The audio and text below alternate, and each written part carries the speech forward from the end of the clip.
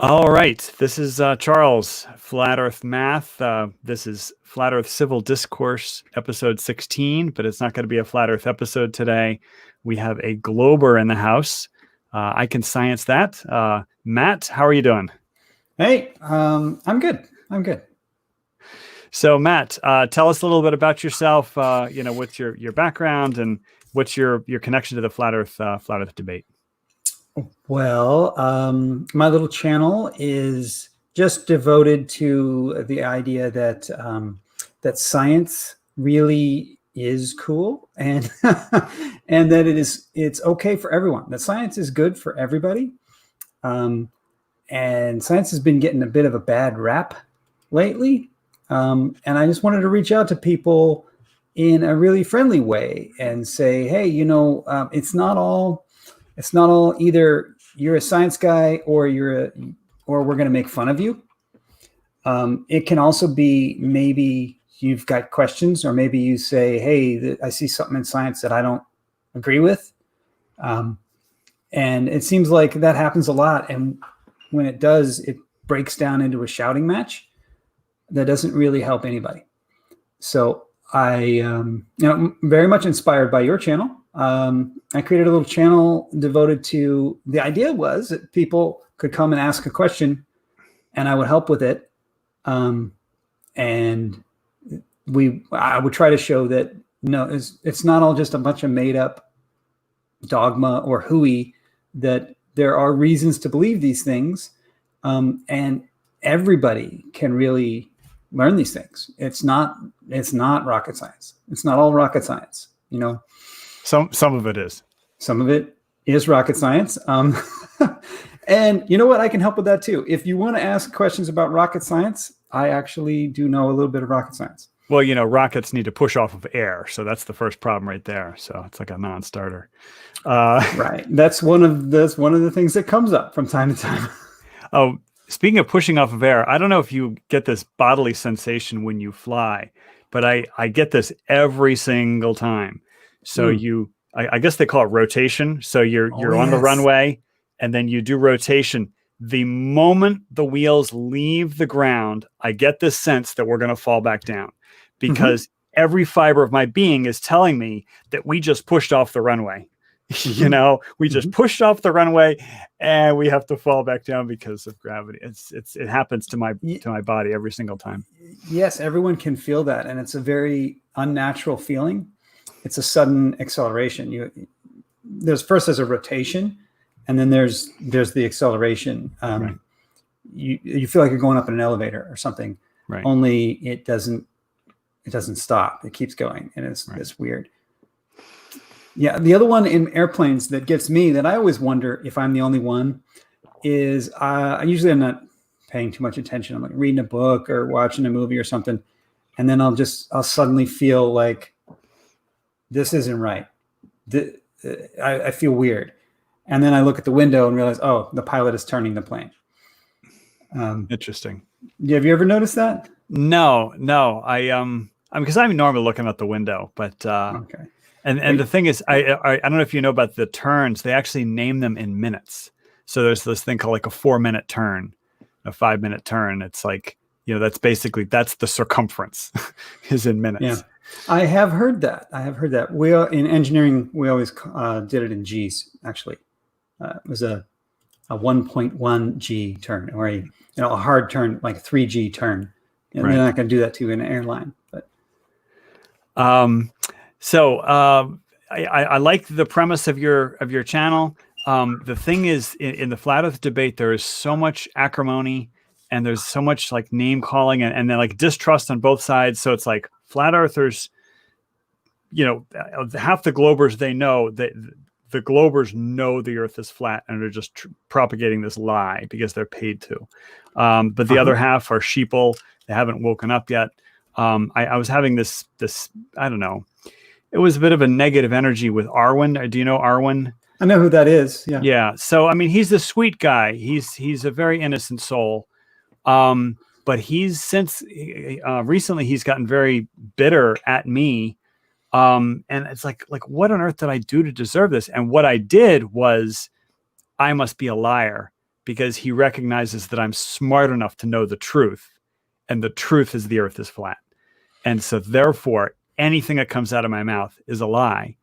And so that's what makes him so upset with me, is that I'm lying, and I'm just so bald-faced about it. And it's a shame because, like, I've never said a bad word to this guy. I've never insulted him or whatever. Right. And it's like, but he's got just this bitterness. So yeah, it's a shame. But then on the globe Earth side, we've got distrust for them because half of globers think that the top flat Earth people, oh, it's just a con. They know the Earth's a globe. It's just a con. And so, yeah, I think that's a good topic I did want to talk to you about, because I'm a bit in that camp myself. When I started in the flat Earth thing, at first I was absolutely convinced that it was all just a joke, because I did my own research, right? Which means I watched 5 YouTube videos, and by watching those videos, they were self-picked by myself, of course, according to my Google searches. And I got back confirmation of what I thought I would find. Lo and behold, confirmation bias is a thing.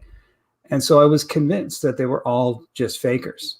But after digging deeper for a while, I learned that no, some of them do not seem to be faking. But I think we should start there.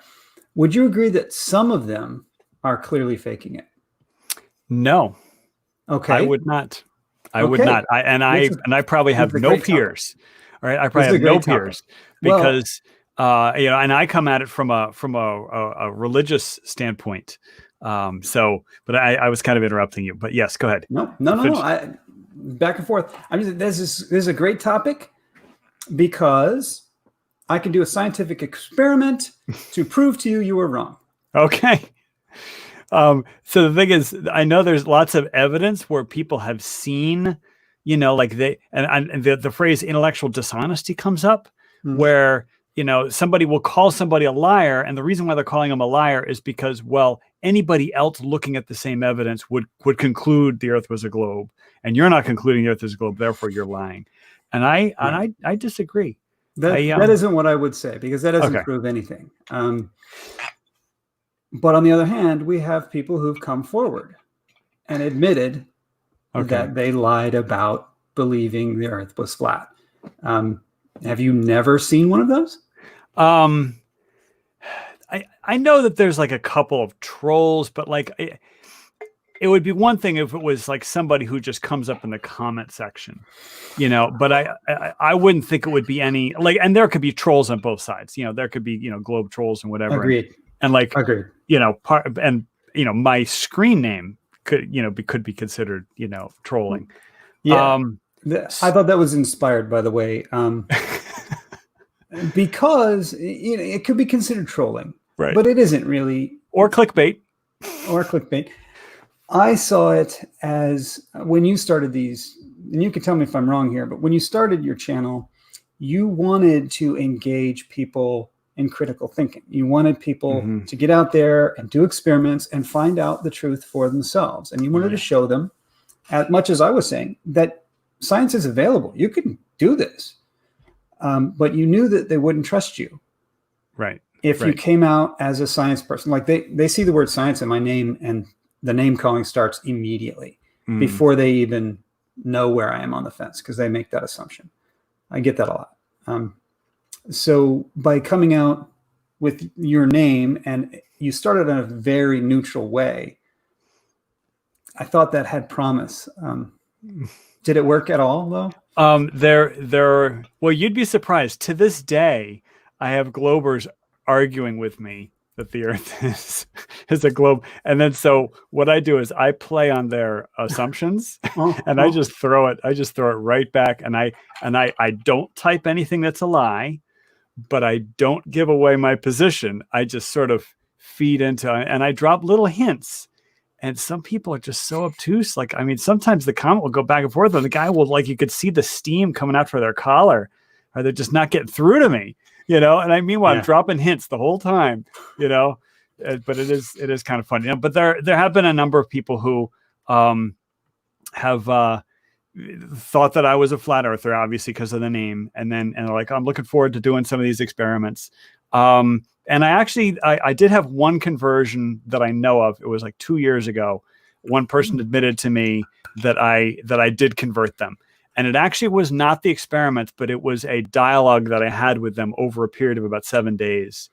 And they realized, they yeah, Andrew Eddy, they realized that the Earth was a globe.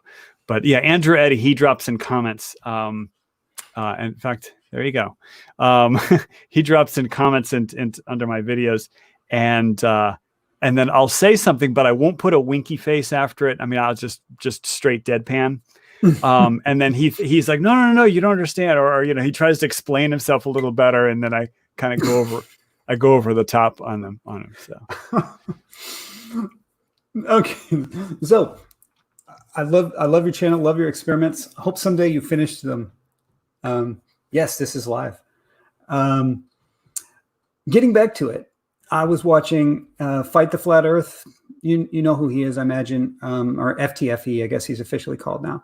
Yeah, I'm not familiar with him because it's been really? It's been a while since I've been away. Oh, and okay. I've heard the name come up a bunch, and I know he's done a ton of work. I'm not specifically familiar. He's a full-time YouTuber, so he's prolific. I'm not going to say anything mean, but he's not a nice fellow to his opponents. It takes a very different approach than I do. But he claims to have several conversions, so I won't knock him too hard. And yeah, I was watching a debate that he conducted with a flat earther, and eventually he broke the guy down and got the guy to admit he was just trolling, that it wasn't for real. Okay. And then FTFE just immediately booted the guy off the channel, and I was like, what? Now you're finally getting to the interesting topic, right? The interesting topic for me has always been who is faking, who is not faking, and why would someone fake, right? And so but yeah, the FTFE wasn't interested in that at all. So he just booted the guy. Yeah. So that's one example. Another one, I'm just to tell you, go Google Shaq. Google Shaq Flat Earth. Shaquille O'Neal is not a nobody, right? And he very famously came out as a flat earther for about 48 hours. Okay. And then after that, he comes out again and says that he was just joking. Yeah. So here we have proof that either he was lying when he said he was a flat earther, or he's lying about it. Now, one way or the other, people do lie about this. Yeah. Well, the thing is, if you're somebody like Shaq, and there's only one Shaq in the known universe, you could play a prank. Like I will give Shaq the leeway to play a 48-hour prank, and I won't call it lying, but somebody like, Eddie Bravo on Joe Rogan's show, I mean, he's hardcore, he's really hardcore. Like he's clearly not faking. But I think the more interesting discussion revolves around the primary flat earth channels, because that's really where the accusations fly. And I will be very, very honest. I don't think a single one of those guys is faking. The other day I sent you a link to a discussion that was supposed to be private between Nathan Oakley. Yeah, I saw that. You saw it. Yeah. Now, having read that, and I think most of the people in the chat have seen this by now. If not, maybe someone it's about like, lighthouses, they're giving it away. They're revealing, or they're it's proving the globe or something like that. Right. So I'd always wondered, were these guys legit or not? And that one for me is really hard to bend my mind far enough to give them the grace of imagining. Actually, Sleeping Warrior, I can still imagine, didn't understand. After reading that conversation, he didn't understand what that conversation was about. Right. But Nathan Oakley was very adamant. We must not say those things because that is, in his words, perfect globe proof. Those are his words. Do not say that. It's a perfect globe proof. Now, how can, if I'm not a glober, right? I'm a flatty. How could I say that? How could there be such a thing as a perfect globe proof? Does that mean something different to him than it does to me? Yes, because you're using the word proof as something, solid, undebunkable, whatever. Whereas when flat earthers tend to use the word proof, it means whatever they want it to mean. It could mean something as shallow as slight evidence for. For example, the black swan is proof the earth is flat. So that's a usage of the word proof in the most tenuous, it's like a gauzy material. It's like, if that's considered proof of the flat earth, this thing on the most refracted, crazy day, atmospheric conditions, with the crane the crane looks like a flamingo. But and that's proof, just because the horizon's behind, So the word proof, that's the key. The word proof doesn't mean what you think it means. Like, it doesn't mean the same thing to them. Do you see what I mean? Maybe. Just substitute the word evidence. I hadn't properly considered that. Substitute the word evidence. The way they use it, I thought they actually thought it meant proof. I thought they think the black swan proves their case. Oh, they do, but that's the strong version of the word proof. But the weak version of the word proof, I mean, like, you and I know that it doesn't prove anything because it's this crazy refraction. But the word proof, and this has come up lately, it can mean either evidence or something that is like a concrete open and shut case. And so, like, they use the terms synonymously. So, somebody's driving a white pickup truck away from a bank robbery, somebody with a white pickup truck, that proves they robbed the bank. It's like, no, that is one piece of evidence. It's circumstantial evidence at that, but they've been going on this rant recently about evidence is proof. So it's very strange in my mind, because that's the thing that they don't get about my channel, is that my channel isn't about proving anything. My channel is about gathering evidence. And so that's why I say at the end of all, the original Flat Earth experiments videos, at the very end of every single one, I say, does this prove it one way or the other? I say, no, more evidence is needed. And so it's it's evidence in support of one or in support of the other. That's the way I use it. But yeah. I've definitely had that conversation before. And I would say, I'm going to paint with the generalization brush that you should never use, but they don't like that. They don't like it when I say you don't prove things. The concept that there's no proof in science goes completely over their head. Well, it goes right into their bucket of, therefore science is not worth anything. All right, say that again. Yeah, it goes right into that same bucket of science has no value. You can't prove anything, then what's the point, right? And I always come back with the cliche, I can't prove you exist. Right. I can prove I exist. Famously, I can prove that I exist. I think, therefore I am, right?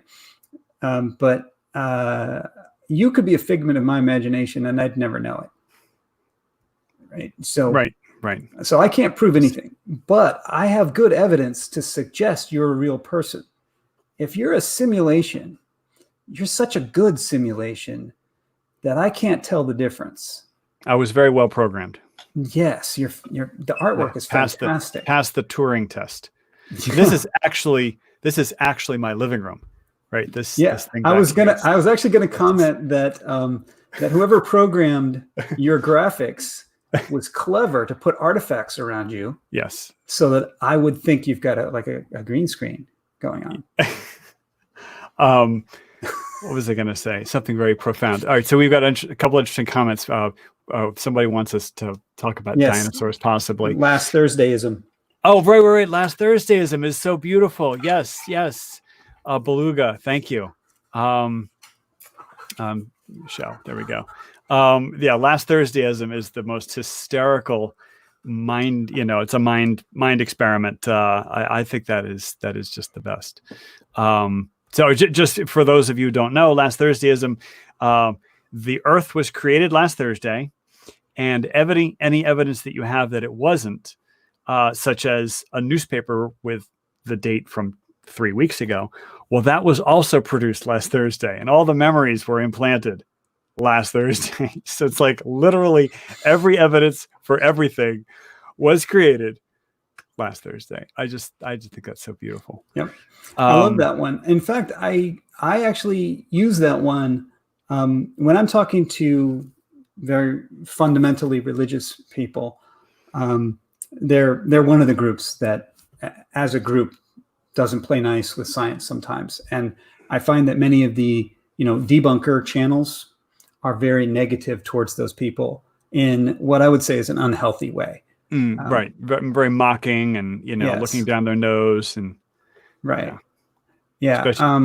When I encountered that discussion, it's like, we know that stars are light years away from us. The light from those stars has taken 13.8 billion years to get to us. And yet the Earth was created 6,000 years ago. How can you reconcile those things?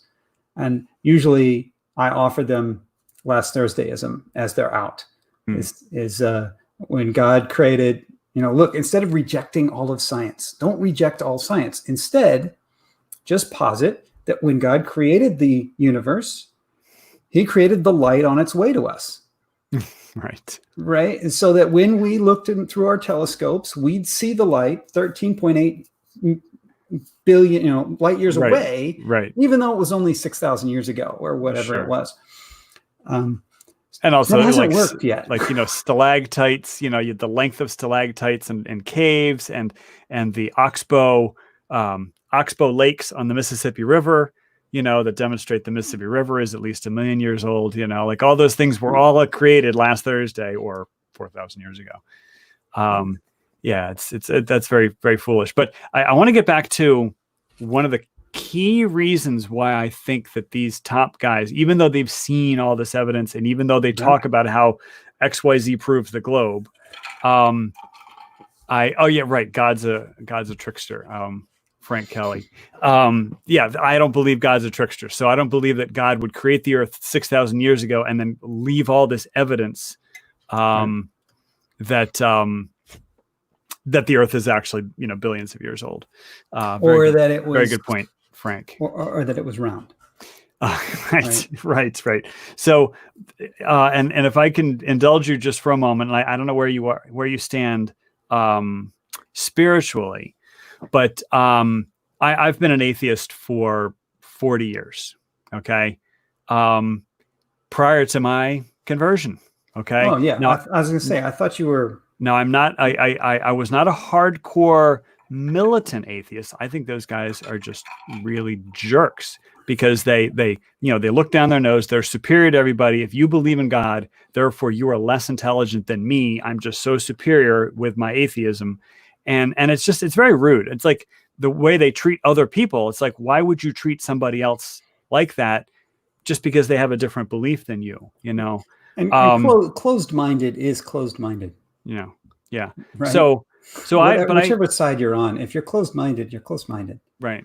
But also there's a way of being just rude to people versus, kind and polite. Let's say you, Matt, believe the Earth was 4,000 years old. I wouldn't, just be laughing in your face. I'd just hey, let's talk about it, and maybe I could try to convince you, but chances are I wouldn't, because chances are you didn't form that belief overnight. But the point that I'm trying to get at is that I was an open-minded atheist. I did not believe in God, but I definitely was intrigued about some things that science doesn't explain, which, could be the fallacy of, what do they call that? God of the gaps?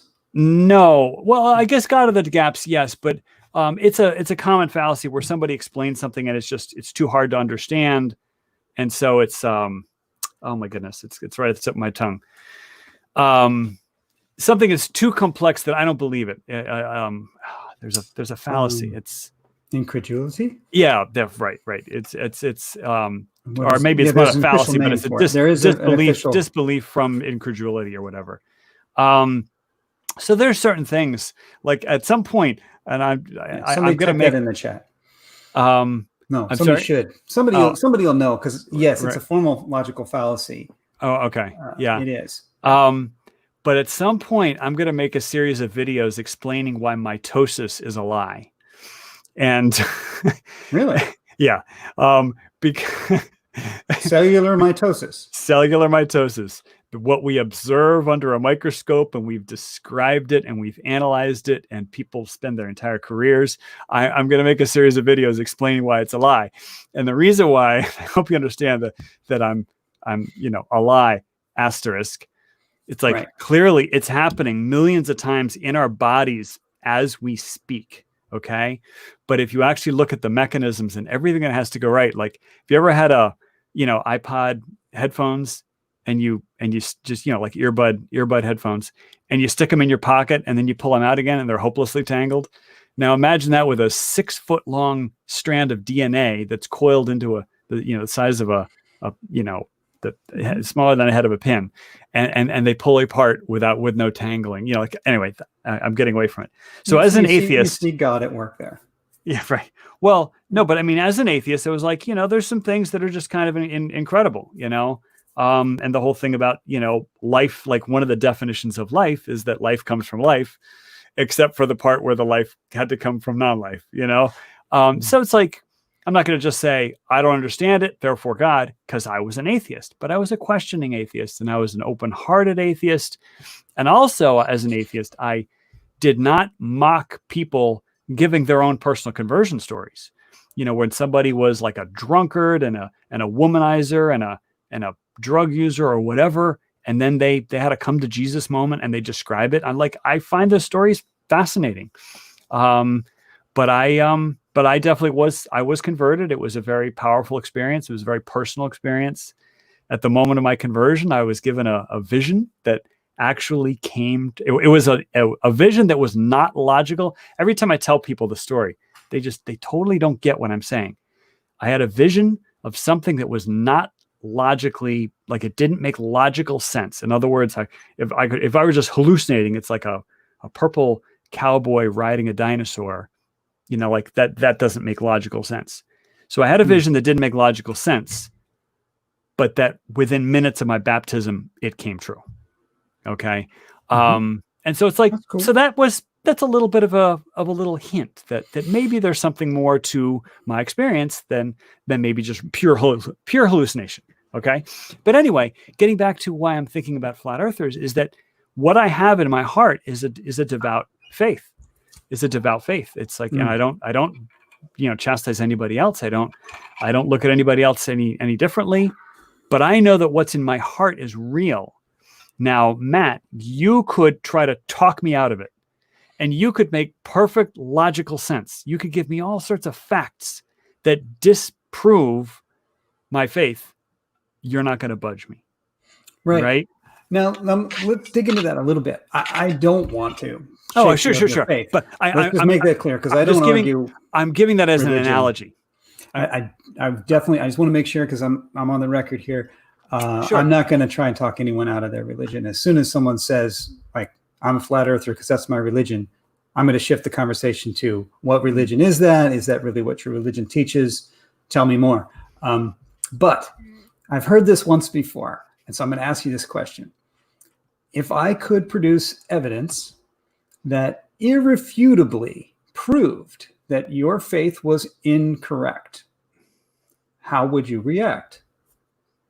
I would probably explain it away, because there are certain things, there are certain documents related to my faith that are questionable, and that like any faith has its group of people who have left, and they've been disenchanted, and of course they've got a bunch of stories about this bishop did that and this priest did that and whatever, and then they have whole websites devoted to either debunking the religion or mocking it or whatever.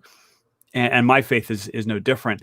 And so they're questionable things, but part of faith is faith. Part of faith is the belief in the unseen, or not only the belief in the unseen, but the belief in the unseeable. Right. Like, for example, one of the reasons why I feel that God doesn't just, come out of the heavens and just say, with his big booming voice, the earth is a globe. That is all. Just like in Blue Marble Science. I was going to say, I think somebody does that. Blue Marble Science. Yes, Blue Marble. The earth is a globe. That is all. Like just this big voice out of the heavens. Well, one of the reasons why he doesn't do that is then they'll be witnessed by millions. Then there would be no faith in believing that there was a big booming voice coming out of the heavens. And so I think, subtlety works well, because it's almost like the faith has to be earned. It's not just given away. So it would be very interesting to hear, of course, I haven't revealed my specific faith because, that's not really what the topic of conversation is, but it would be very interesting to see, and maybe it's just a thought experiment that you and I are just having this sort of a rhetorical discussion. But I will tell you very, very, very sincerely, if you produced this evidence, I would find a way to explain it away. Now, would you do that consciously, or you think you're just aware that you would subconsciously do that? I would probably maybe a little bit of both, because I'm aware right now of things in my faith that are questionable, like whether it's an ancient document or whether it's a story or something. So I'm aware of some of those things now.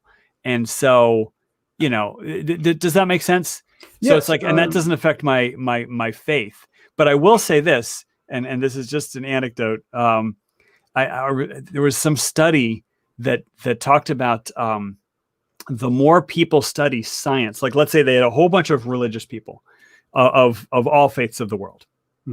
And the more they studied science and, they really got deep into science, whether it's astronomy or, quantum physics or whatever, every single one of them sort of reduced their level of faith, except one.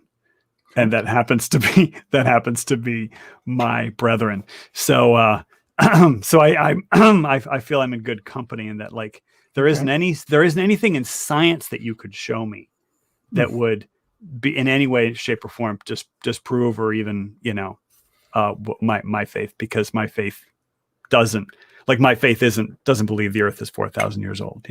Right. So right. Your faith isn't one of those hardcore ones that asks you to swallow such hard pills. Right. But let me continue to devil's advocate here for a minute. Sure. If you're going to be the God side, I'll be the devil side.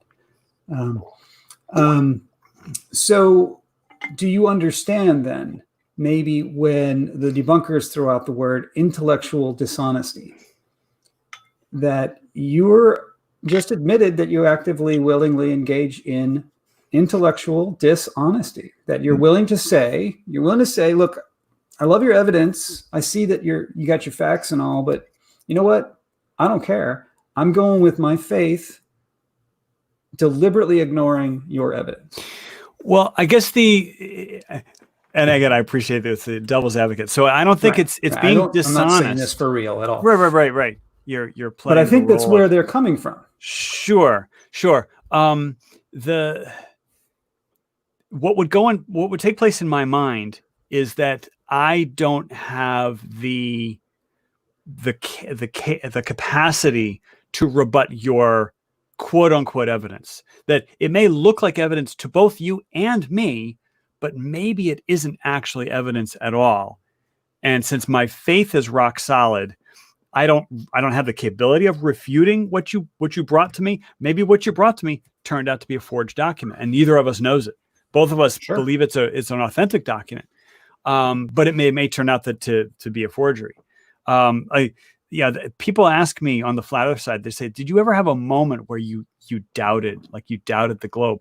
And I really wish I'd written it down, because there was a couple times where I was like neck deep in watching YouTube videos, the flat earth documentaries, where it's like, you watch like 6 hours of these things.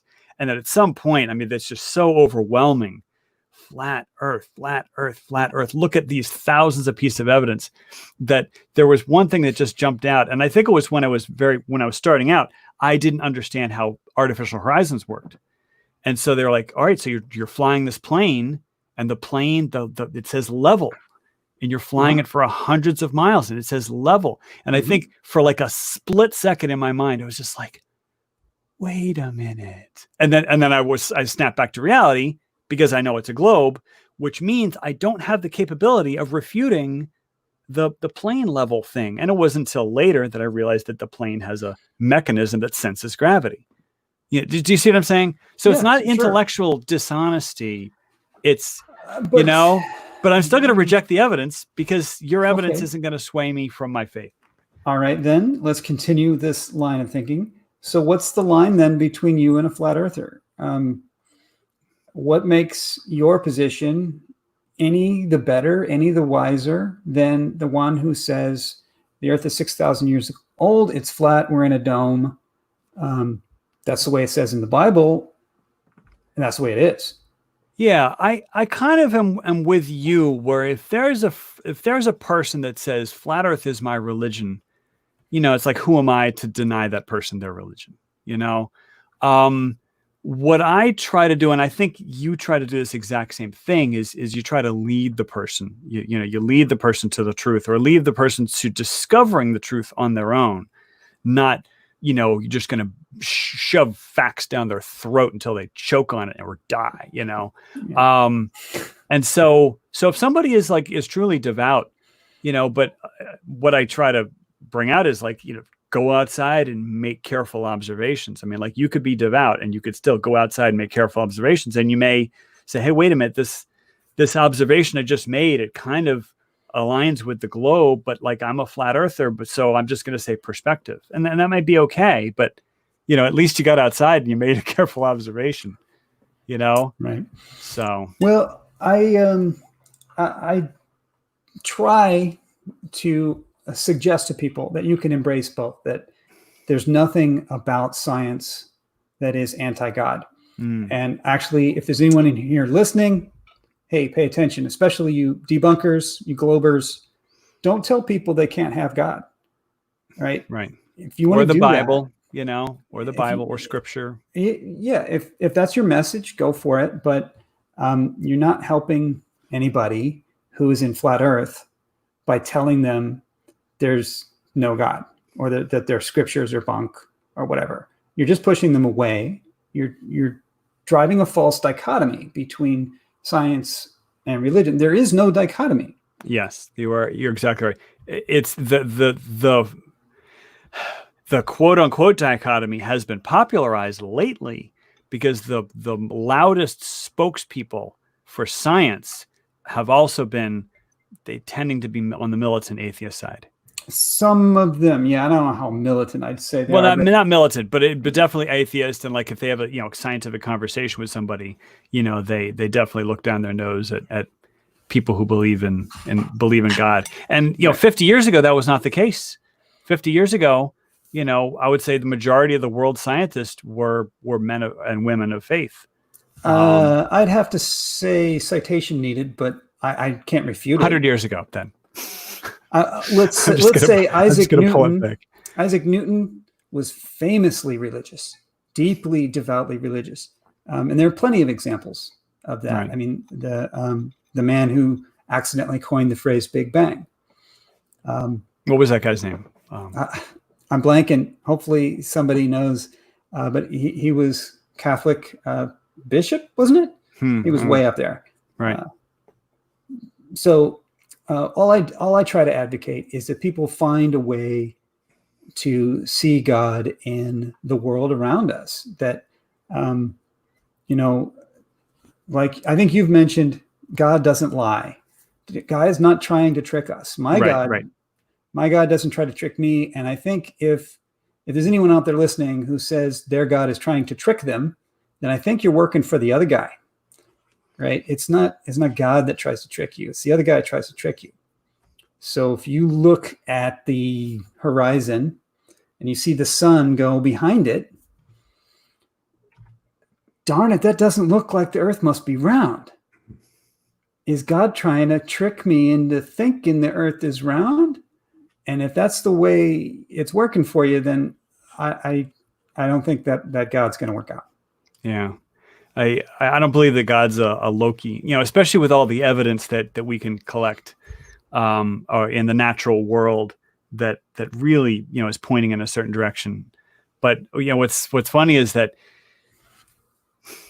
a lot of times flat earth debates, they try to push the boundaries of like, they want to have conversations about dark matter and quantum energy or quantum mechanics as if that has anything to do with the shape of the earth, because like, well, we're heliocentrists, therefore we believe in dark matter and dark energy. And it's like, well, I don't really have anything to say about dark matter and dark energy. They're like, well, without it, your model doesn't work. And it's like, well, that's the bleeding edge, But you mean can figure out, the flat folks bring those up, or do you mean the globe folks the flat folks bring it up because they want to trip us up into something that where we really can't even articulate ourselves. I mean, like, who's going to win an argument over dark energy?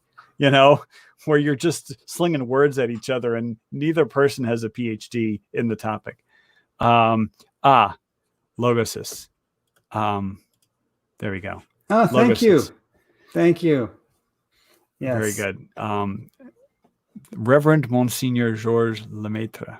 Yeah. Big Bang. Yeah. Thank you. So it is funny how they want to, they want to get into the weeds, because then like it's an unwinnable argument, because I haven't run into anybody who is a PhD in cosmology, Okay. I want to pin you down now. Sure. On something you just said, which I think you just said it in passing. Okay. But I do think it's telling, and that is pin me. That is, you implied they do it deliberately. The flat Earth folks argument.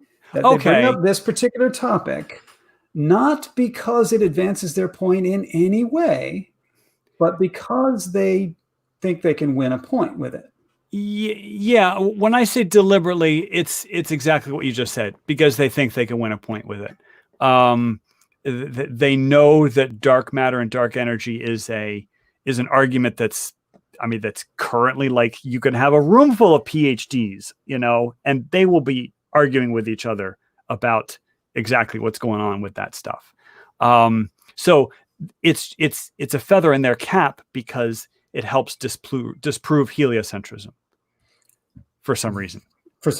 Yeah. Well, because if the Earth were flat under a dome, there is no dark matter, there is no dark energy. All is well with the world. Right. The flat world. To a certain extent, I actually understand where they're coming from on this, and that's something I'd like to segue into. Wrapping that up, it is my theory that, and perhaps it's only a conjecture. I was going to say, you just used the word theory. I use the word theory. It's a conjecture. I think I can support it with evidence. Okay. But it's a conjecture that some non-zero number of well-known flat Earth people are not flat earthers, that they are insincere. That is my conjecture. And you, of course, are taking the opposing point of view. Yes. But even having said that, I can understand where I would say the rank and file flat earther comes from, is a place where science is not something that they trust. They actively distrust institutions that they associate with science. And one of the reasons for that is the way things like dark matter are portrayed. It's very fantastical. It's very theoretical. And they do see scientists arguing about it. And based on that, knowing nothing else, it's easy to come to the conclusion that science is just a made-up bunch of crap. It's a bunch of old dudes making up stuff and arguing about it. Yeah. Yeah. I can understand that, but I think that's something I wanted to segue into, which is, how do we fix that? And do you think that I'm even on the right track? Yeah, no, I think you're definitely on the right track, and I'm going to add something to that, and that's the arrogance of certain scientists, I should say. For example, just just read about like some of the latest developments in finding exoplanets. Okay. And then you'll read like descriptions of these planets that are like really in-depth descriptions. And you're thinking, wait a minute, this thing is several light years away, and we detected it because the luminosity of the sun dipped for a moment that might indicate that a planet passed in front. And it's like, and now we know, the color of the penguin's feet, on that planet. And it's like, and you'll read the description and it won't say, we think that and oftentimes the author of the article is just a science writer. It's a, yes, but they'll you say, just touched on the problem there. But they'll say things with present tense verbs. This is, we know, or this planet has, present tense, without any shade of like, we're just throwing out ideas here. We really don't know. Well, hold on. We do know a surprising, truly astounding amount. It's mind-boggling how much we actually do know, but we not don't the know. Penguins. We don't know there's penguins No on there penguins. or whatever. If you read about penguins on another exoplanet, or if you see a picture, this is a real good one. Anyone who's watching this, you see a picture of an exoplanet. Right, a picture. It is an artist's rendition. And sometimes they don't always put the caption. They don't always put that. They've gotten good about it. Was not the science team that made that picture. The science team did not commission the picture. The science team did not sign off on the picture.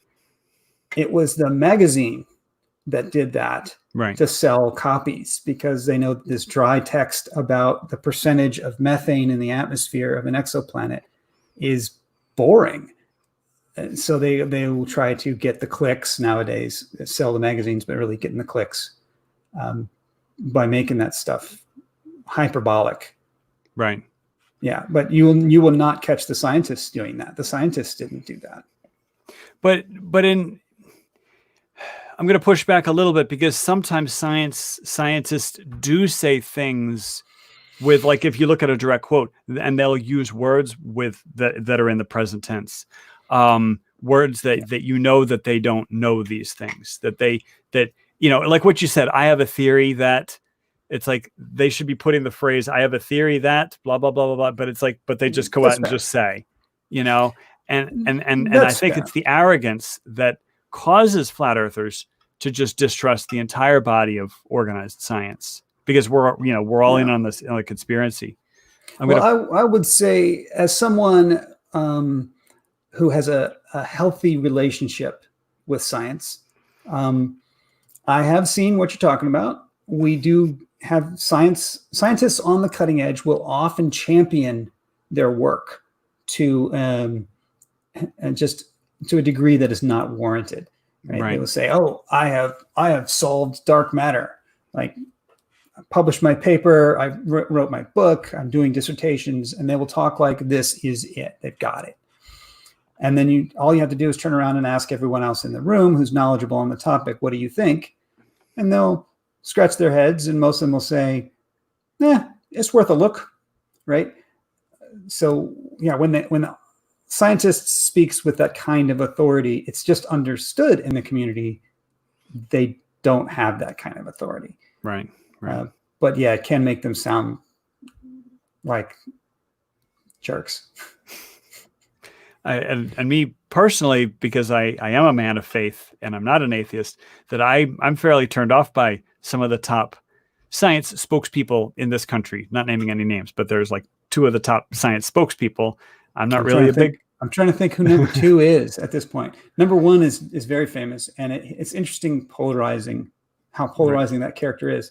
I really like him. And I have trouble understanding why everyone doesn't, but some of my good friends hate the guy. So yeah. Well, there's a bit of smugness, there's a smugness. But have you ever heard that individual, who shall not be named, talking about how science is responsible for that and needs to own up to it? No, but I could definitely see that they're, because he's a philosopher of science as well as being a spokesperson. But and then we're about 7 minutes to the hour mark. But Okay. we get that started a little bit late. But we haven't talked about one of the main reasons why I don't like these two gentlemen, and that's their take on global warming, specifically global warming skeptics. All right, you sir, you intrigued me when you said that you were a skeptic. You're somewhere on the skeptic spectrum there. Yeah, I'm pretty skeptical, because in I guess it's electrical engineers, we've got blue marble science in the house. There's this thing called the signal to noise ratio. Okay. Uh-huh. And so, especially with pre-digital communications, all the frequencies, I mean, it was just a series of sine waves stacked on top of each other. And in there is a signal. And part of that is static and part of that is signal, so you tune in the radio, but then you can kind of hear somebody through the static. And it's like, okay, so you can kind of pull out the signal through the noise. And what I see when I look at the global warming data is I see noise. I see noise. And it's like, yeah, you can have a trend, but the trend is, either predates, the Industrial Revolution, or the trend seems to have no relationship to any kind of mankind activity. Or maybe there's no trend at all, Have you actually looked at this data? Yeah, I have. What data can you cite? So, for example, sea level rise. There are stations. I think it might be the ones in UK that show that sea level is falling, and it really is because the land that the UK the tectonic plates move. The tectonic plate is actually rising. The UK. That's a case. But most of the other stations around the world show sea level rising. Okay. And you realize you have to average them to get the signal out of the noise. Well, no, that's actually a very interesting thing that you raised, because if you take a good quality station, like a station where, it's been running for 100 years and it's like a major shipping port, and it's their business to know exactly where the tide is exactly. And so let's say you have 100 years of good data, not like sketchy data. And then it'll show a gentle rise that actually is left over from the melting of the glaciers from the last ice age. It's like a linear pattern. It's when you average all the global ones together that you kind of lose the fact that the UK stations, and please don't quote me on this, I don't know if it's the UK, but it's there's a major station where hypothetically, let's say it's London or whatever, but it shows that the sea levels are falling, and it's really the landmass or the continental plate is rising. But if you average them all together, they're like, the sea levels are rising, but the data it gets all messy. But that's a citation where it's like you can actually see that it is rising in a linear fashion that is from the melting of the glaciers. So what you're telling me is that this is just one data point. You have better knowledge than the experts in the field. That the experts are wrong, and your internet research is better than theirs. From my couch, no less. Yes, your armchair research. You're saying you have more confidence in your armchair research than the experts. I'm going to have to air quote here, experts. Yeah. So what I'm going to do is I'm going to defer to my people. And I'm also going to talk about the tone of the debate, which I think is very, very unscientific. So science is supposed to be about wrestling with ideas. You have competing theories. You have, some theories, rise, and then they look for evidence. And then there's another competing theory that may be completely out of left field. And then, it's a wrestling match. And then, yes, there's arguments involved. But what I see with the global warming debate is is the politicization. Yeah, I can't say it either. Okay. But it's politics has entered it. Politics has entered it. So, for example, the National Science Foundation is probably one of the largest science grant givers probably in the world. And if you submit somebody actually did this, they submitted a paper. They were like the mating habits of the Galapagos sea sparrows or something. And it was rejected. And there was like the effects of global warming on the mating habits of the Galapagos sea sparrow. And then it was funded. It was like the exact same, and of course that's an anecdote. Okay. But you may have a point, but I'm going to come right back to where I started, which is, let's take the politics off the table. What do the experts say? The actual experts, not the politicians and not the media. Yeah. What do the actual experts say? That is pretty clear. And it's been really clear for decades. But it's not a consensus. It's not a consensus. It is a consensus. It's not a consensus. So, for example, if you take a consensus, then let me back up. Sure. We have as good a consensus on climate change as we do that cigarettes cause cancer. No. Yes. No. Yeah, we do. Absolutely not. Absolutely not. Yes. No. We actually do. So people first have up, studied this. Okay. So have you taken any time to look at the skeptic side of the debate? In other words, look at what the scientists who are actually publishing, and they have conferences and they're not just a bunch of quacks. We've got not a lot. I'm going to say you're probably more knowledgeable than me on this, but I'm going to interject and say that with my confirmation bias firmly entrenched, I went and looked, and I found it's actually already someone's already called this out. All the links on the top page are going to come from the Heartland Institute, or you're going to go back one link from them and see that it's from the Heartland Institute. And we had just said we need to separate the politics to get to the science. It is extraordinarily biased. Any of the stuff you're talking about there. Now, there are a handful of actual science papers that talk about things that are legitimate science that sort of go against the quote consensus. But it's very small, as to be expected. This is normal.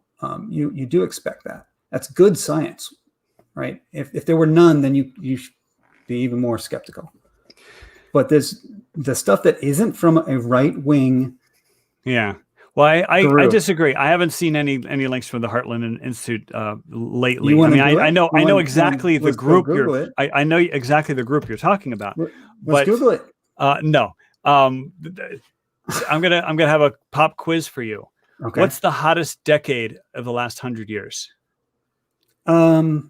I don't know, but my best guess would be the decade we just came out of. 1930s. By far.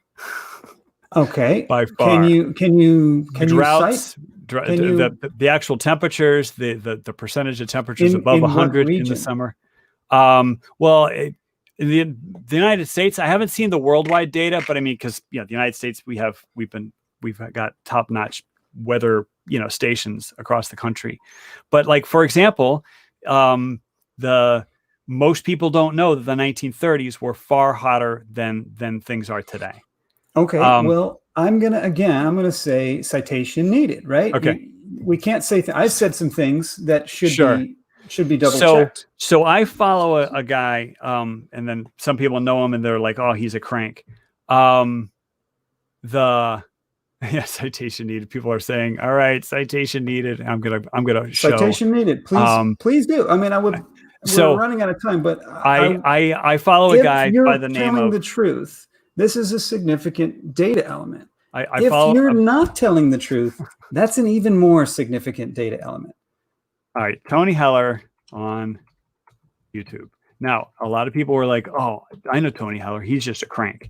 But his background is in geology and electrical engineering. So he started out as a geologist, and and then I don't know if he like went back to school or whatever, studied electrical engineering.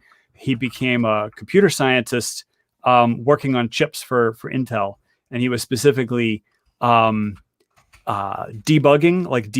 the, I don't know how you debug a chip, but that's what he was, and he won awards for that. And so what he would do is he would look at the data, like he would just study data all the time. And so like I grew up being told about global warming. He grew up being told about global warming. We all did. But he started looking at the data and he was like, wait a minute, the data doesn't make sense. The data is not indicative of this. So let me tell you something. While you were talking, sure. I just Googled it. Please do so. Please just Google. Here's my phrase. Average temperature past 100 years. You want me to just Google it right now? Just Google it right now. Real time. Here, can you share your screen? Can I? You should have controls at the bottom. Yeah. At the bottom of your StreamYard. Share the screen. Sharing the screen. Share. And Frank Kelly. Share audio. Frank Kelly does not like my YouTube channel recommendation. Boom. Okay. Here we are. Oh, okay. So average temperature past 100 I'm years. sorry. I have to click add it to the stream. There you go. Oh, okay. Are people seeing me? Yeah, and in fact, let me do it full screen. Okay, so I'm just asking Google. Someone's pointing out that this is not scientific, right? But this is an interesting bit of result. The very first one pretty much refutes your theory about the 30s being hot. Okay, how about the next one? Let's see what else we got. We're gonna have to read this whole article, but I was just looking at the image. There we go. Ooh, there's a bump in the 40s, not in the 30s. Okay, so if this is true, that what you're saying, I mean, I'm just picking some here. I'm sure not seeing it, dude. So I'm gonna need a good citation. Okay. Right. So I'm going to have to pull out some stuff, and then we do have to wrap up this conversation too, because I don't like these things going for more than an hour. And the thing is, I'm perfectly happy to have you back, and we can do some Indian leg wrestling with this. But this one's going down. I like this one. Do you see why it's going down? It's because what does it say? Surface air temperatures to baseline.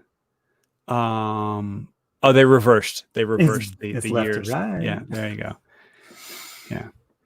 So you're supposed to remove the year scale, and I'm going to use that to support my claim. But one of the things that like Tony Heller, he's a data guy, and he has prodigious like research skills as far as like data and documents go. And so, for example, he's pulled out a document produced by NASA in like the 1980s. And I mean, it was really funny because you could see like the 1980s fonts they used and whatever. And so it had a graph of the last, say, 100 years of data. Okay. And then he has the version that NASA produced, with the last few years, and he overlaid the graphs on top of each other. You with me? Mm-hmm.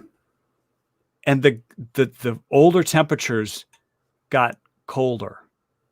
In other words, when you line the graphs up, when you put them on top of each other, what the current NASA graph shows is that the older temperatures, which were in ink in the other graph, right? Uh-huh. They've been shifted downwards. Oh, so, yes, the conspiracy theory begins. But I mean, that the reason there actually is data tampering. There actually is data tampering. Right. And that doesn't strike you at all as a conspiracy theory. Well, that should be immediately suspect. The thing is, there's no thermometer sticking out of the earth. Okay. And so I totally understand that you can't say, what's the temperature of the earth, and then come up with a number. So you have to massage the data. You have to do, you've got satellite readings, you've got surface readings. Some of your surface readings become corrupted over time because of developing. what's the word? Urbanization. Like they'll put a weather station out in a cornfield. Well, 50 years later, it's now a town that has air conditioners. And so it's like, so yeah, you have to massage the data. So I totally get that. But, this graph, I mean, it was literally a picture of a graph, and then they laid it on top of the current picture of the graph. So I'm not saying this oogly boogly, conspiracy. I'm just saying that like the data is getting tampered. And I don't think it's being tampered in maliciously. That would be the conspiracy if it was being tampered maliciously. I just think they feed it into a model. They're like, well, this model says we really need to adjust these temperatures downwards. So they ever adjust the older temperatures downwards, which then emphasizes current, readings of global warming. Yeah. So, all right. How can we wrap this up in the next 10 minutes? I'm going to wrap up my point of view simply as we are living in an age that decades from now, historians will look back and refer to this age probably as the post-truth era. The post-truth era. The post-truth era, I think. The era in which, thanks to the internet, people can lie very effectively. And they can tell things, whether they believe that they're true or not is hard to tell, but they will say things that are patently not true, and they'll find their audience. And they have done so to a dangerous degree.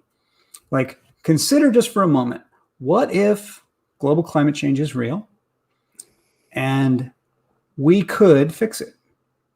If the world got together behind this idea of, halting, slowing, doing something good for the planet, and we all did that'd be a good thing.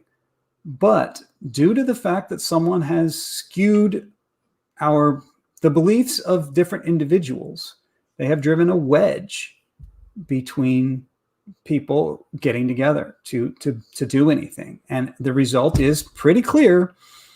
We're not doing anything. We're doing very little. Economics is doing what economics does, which eventually we'll run out of fossil fuels. Eventually solar power will be significant, or nuclear will, or whatever. But yeah, honestly, I was in a meteorology class in the 90s, in the very early 90s, probably 90. And this was a topic then. Sorry. And yeah, my meteorology professor at the time had a good point. He said, the science is pretty clear. We know that CO2 is increasing. We know that CO2 is a greenhouse gas. This is not in dispute. And this is 1990, right? Not in dispute, never in dispute. What we don't know is whether particulate pollution is balancing that out or not. So it's a little too soon to tell, he said. And that was decades ago. And in those decades, I don't know if anyone's paid attention, we've done a great job of reducing particulate pollution. And also the science it's in. The reason you get a bad response to the skepticism from the scientists is they don't want to talk about that anymore. They don't want to say, is it warming? Isn't it warming? Is it changing? Isn't it? They're done with that. They've moved on. And they want to have the next conversation, which is, what can we do? What are the possible impacts? Why does this matter to people? That's the conversation they want to have. And yet there are still people who won't let them have that conversation because they want to have the conversation, no, did you doctor the data? And that's an offensive thing to say to a scientist. No, I did not doctor the data. Let's talk about what the economic impact of this is likely to be and what's the correct thing we should do about it. Not, am I a lying scumbag? Because no, I'm not. Right? I disagree with you when you said like that the rejoinder to that is that, pointing the finger, you doctor the data. No, actual science. Well, who said it? Well, no, I mean, actual science is about, arguing different points of view, different theories about stuff. And like, the world's climate is ridiculously complicated. And the thing is, I don't think we're having that conversation because, and this is the only area of science that I know of where the people who are having pretty interesting theories, Milankovitch cycles, etc., on one side are called deniers. Like, Holocaust deniers has been a phrase that's been in everybody's, vocabulary for 40 years. We all know what a Holocaust denier is, but now these guys are labeled as climate deniers. Mm-hmm. And there's a whole bunch of things that get commingled. One of the things is denying that the Earth's climate is changing. Okay, nobody says the Earth's climate is not changing. Or denial that we should be better stewards of the environment. And it's like, I don't think anybody is denying that. You'd really have a hard time finding somebody who said we should not be better stewards of the environment. And so that gets commingled with man-made global warming. Like this change that we're seeing in the environment is 100%, not necessarily 100%, but it's definitely man-made. Okay. Like there's no alternative hypothesis. Look, it's not my field, honestly. So, sure. And it's not yours. So really, we're just two armchair people arguing about it. Couch. Yes. Couch scientists. My couch is better than your armchair. But I took one weather class in college, right? But there are experts in the world. And we should, if we were wise, listen to those experts. And we should stop what's happening, which is to say, we've hired an expert who's willing to say one thing, and we're going to back that.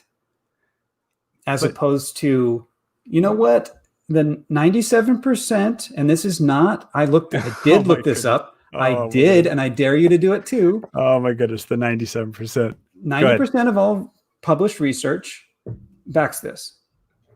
And but who paid for that research? National Science Foundation. So you're saying it's just a bias? Well, what I'm saying is that's not that 97% is just a bias. The 97% as far as published research, it's gonna be circular. That's a circular reasoning in that the research is getting funded by folks who like the National Science Foundation. But like I'm gonna go out on a limb. But there is another 97%, which is like 97% of scientists agree, and that data point is very, very problematic.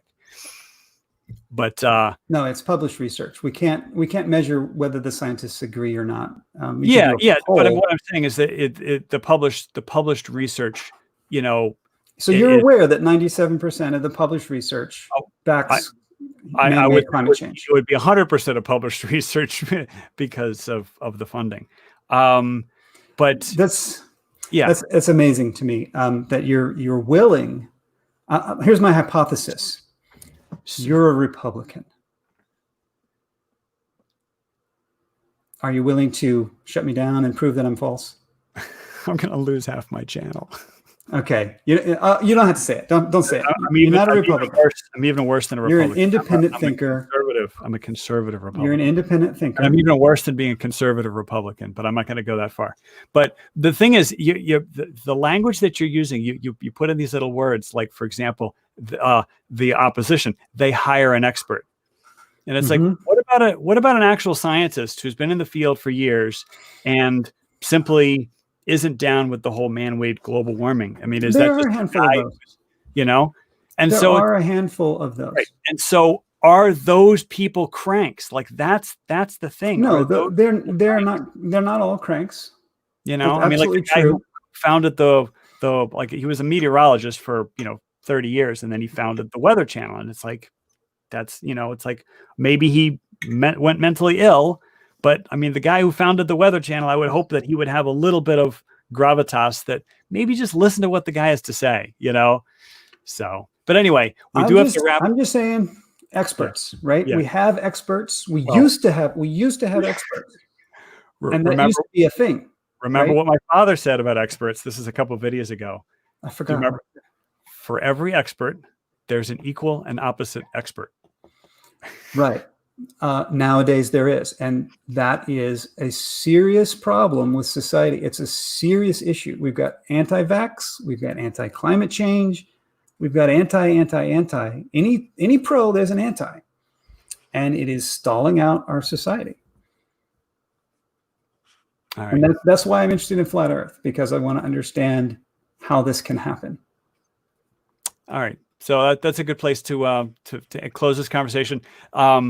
I think we can actually have a lot more conversations like this. But